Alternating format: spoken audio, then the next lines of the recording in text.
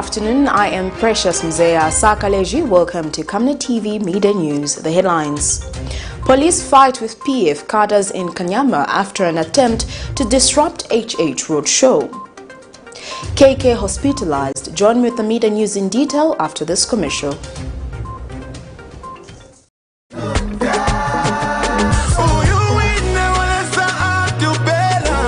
Our achievements in the health sector. As the Patriotic Front government, we have recruited and deployed 27,000 nurses and other health personnel across the country to provide the much-needed healthcare, including the fight against COVID-19, child healthcare, as well as maternity care to all parts of the country. Vote for Edgar Chagwa Lungu and the PF that have brought you change.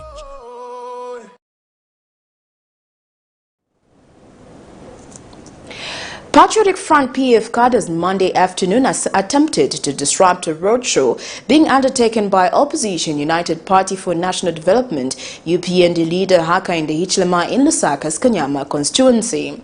Police had to use tear gas smoke to disperse the PF cadres while restraining UPND members who wanted to charge at them. The cadres were seen throwing stones and brandishing pangas as they were being pushed away by the police.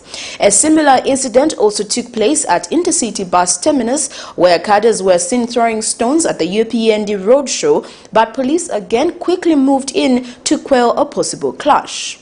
Police were deployed in numbers to offer security to the UPND and were seen in all routes of the procession. While the Opposition Alliance was conducting its political roadshow in Lusaka's KANYAMA constituency, Patriotic Front PF cadres branching machetes and stones attempted to disrupt the procession at a place called Mobile. Police offering security to the UPND quickly swung into action to prevent a physical confrontation between the two camps as UPND cadres seemed ready to charge at the PF cadres. Police had to use tear gas smoke to disperse the PF cadres.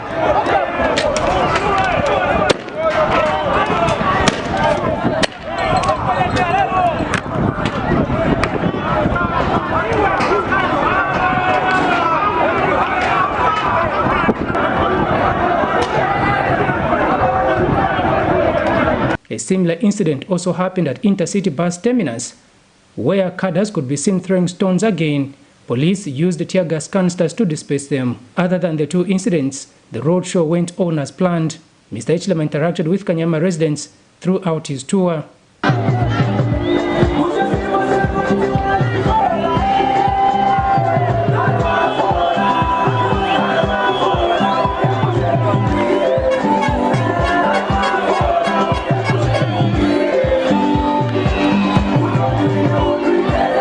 From Garden House, Mr. HICHILEMA passed through the KANYAMA-Makeni route before ending his tour with a drive-through in Lusaka's Chibolya compound.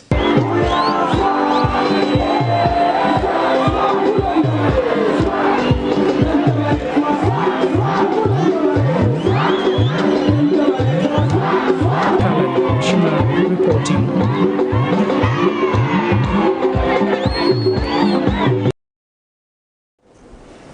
First, Zambia's Republican President Dr. Kenneth KAUNDA has been reported sick and admitted to Minesoko Medical Center in Lusaka. In a statement made available to the media, Office of the First Republican President Administrative Assistant Roderick Ngolo says the medical team at the hospital is doing everything possible to ensure that Dr. KAUNDA recovers. Mr. Ngolo adds that Zambia's founding father has requested all Zambians and the international community to remember him in their prayers.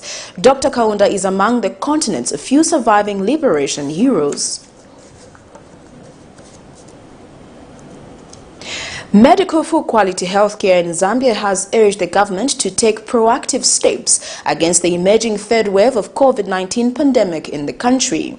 Organization's Senior Public Relations Officer Vanessa Banda says there is an urgent need to enforce the COVID-19 regulation of social distancing, wearing of masks and washing of hands and regular use of hand sanitizer in all public places. Ms. Banda has further urged the government to put more more stringent measures in borders and international airports in order to seal off the COVID-19 transmission points. She says Zambia cannot afford to have the third wave of the pandemic reach its peak point, looking at the current state of the health system in the country. As Medical for Quality Health in Zambia, MQHZ, would like to urge government to take proactive steps against the emerging third wave of the COVID-19 pandemic in the country. It is important that we enforce the COVID-19 regulations of wearing of face mask, washing of hands, hand sanitizing and social distancing. The public must realize that the observance of these regulations remain key of keeping the dreaded disease at bay. As MQHZ, we further urge government to put more stringent measures in borders and international airports to help seal off COVID-19 transmission points. Zambia cannot afford to have the third wave of the COVID-19 reach its peak point, looking at the current health system in the country. With this said, we call on the Ministry of Health to increase the number of testing and vaccination points, because at the moment there's a small percentage of the population that has been vaccinated.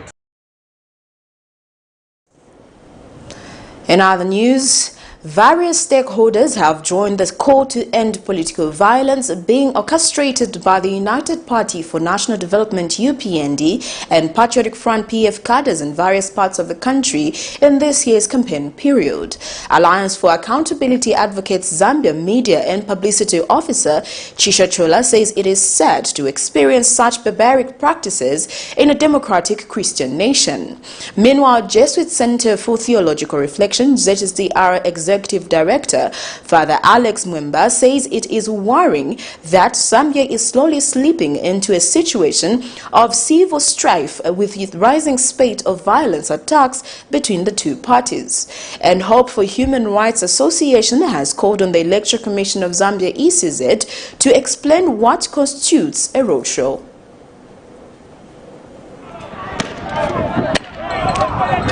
With exactly 58 days left before Zambia gets to decide what its next 5 years will look like, by voting for leaders of their choice in various capacities, the country has continued to witness high levels of unprecedented political violence, which has resulted in others losing parts of their bodies.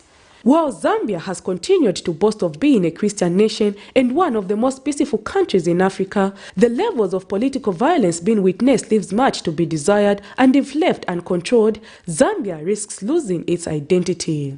This is why several stakeholders have joined the call to ending political violence by calling on leaders of the two political parties, that is the United Party for National Development UPND and the Patriotic Front PF, whose cadres have so far been linked to the political violence, to tone down their supporters, saying Zambia is bigger than the two political parties. We further want to appeal to the political party leaders to avoid anything that is instilling fear in the electorates. If they continue perpetrating this violence, then it means they are trying to push for an agenda where there should be voter apathy.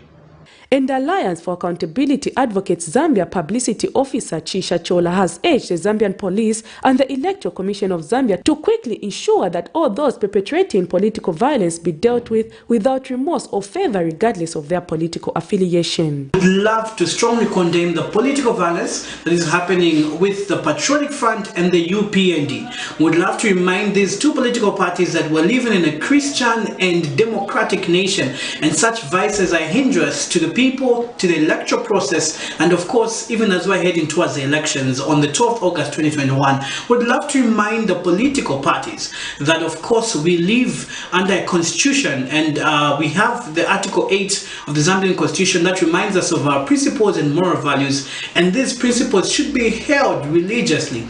We'd love to also urge the Electoral Commission of Zambia and Zambia Police that they should ensure that those perpetrating political violence should be brought to book. And the Jesuit Center for Theological Reflection, JCTR, believes that it is possible to stop political violence if political leaders do not only stop at casually condemning violence, but also engage at a deeper level with their followers.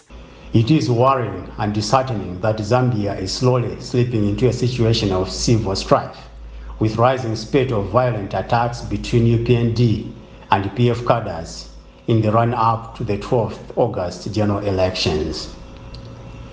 JCTR believes that it is possible to stop political violence if political leaders do not only stop at casually condemning violence, but also engage at a deeper level with their followers and honestly bring home and inculcate the message of non-violence, tolerance, mutual respect, and upholding for human dignity and sanctity of life. Zambia Center for Inter-Party Dialogue is concerned with sparks of political violence which has characterized this campaign period. We are saddened that innocent blood has been shed and property has been destroyed by unruly cadres from both the UPND and the Patriotic Front. Incidents of violence have been reported in places such as Lusaka and in Mpulungu. As a center, we would like to condemn these barbaric and Zambian acts, which must not be entertained at all costs. The perpetrators of this violence should face the wrath of the law. Zambia would surely attain its vision of becoming a prosperous middle-income country by the year 2030 if political contestation is to be centered on the battle for ideas and how each supporter would contribute to making Zambia a better place to live in, unlike the prevailing situation of violence against opponents. Political violence will not at any point develop this country, but cripple the already struggling economy, hence the need to condemn the violence at all costs by all well-meaningful Zambians. Prudence Jota, reporting for Camnet TV News. Well, that news item brings us to the end of Camnet TV Midday News, but before we go, here are the headlines once again. Police fight with PF cadres in KANYAMA after an attempt to disrupt HH Roadshow. KK hospitalized. Thank you for watching. I am Precious Mzeya Sakaleji. Remember, COVID is real. Always wear your mask, wash your hand for at least 20 seconds, or use alcohol-based hand sanitizer. Stay safe and avoid crowded places. Good afternoon. Thank you for watching.